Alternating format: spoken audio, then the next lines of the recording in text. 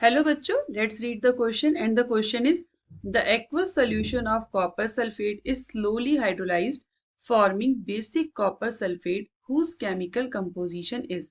देखिए, we have given with the copper sulfate in the question। we know copper sulfate एक inorganic compound है और इसके different name भी होते हैं।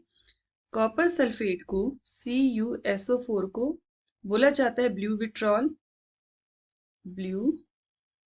विट्रॉल, बहुत सारे नेम हैं इसके। Vitriol of copper, vitriol of copper, और इसे ब्लू स्टोन भी कहा जाता है क्योंकि ये ब्राइट और ब्लू कलर का नेचर का होता है। Blue stone. Now when it is slowly mixed into water, reaction होती, देखिए, जब हम कॉपर सल्फेट को क्वेश्चन के अकॉर्डिंग स्लोली मिक्स्ड करेंगे वाटर में, तो ये ब्रेक हो जाता है ions of copper and sulphate में।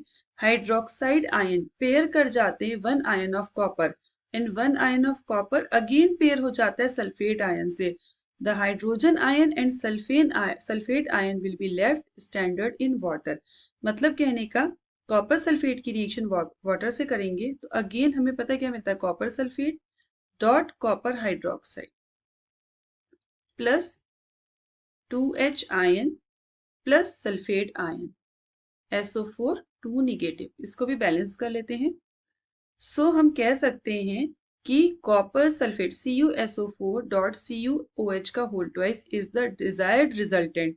सो यहाँ पे रिएक्शन में हुआ क्या, इस रिएक्शन में हुआ ये क्या, जब हमने कॉपर सल्फेट को वाटर में स्लोली मिक्स किया तो सबसे पहले it breaks into the ions of, ये रिएक्शन का मैकेनिज्म है जो इंटरनल हुआ है, ions of copper and sulphate के, ठीक है, कॉपर पॉजिटिव और सल्फेट निगेटिव में ब्रेक हो जाता है।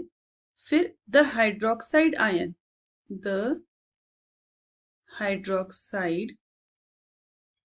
आयन ये पेयर कर जाता है, मींस रिएक्शन कर जाता है, will pair with one ion of copper and one ion of copper जो बचता है वो will again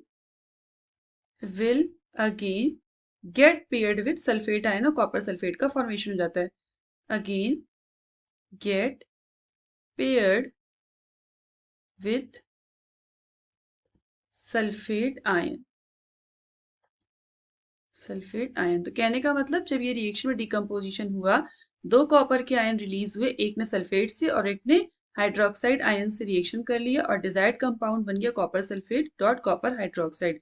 सो इस बेस पे हम कह सकते हैं कि हमारा option A is the correct answer. I hope you understood well. Best of luck.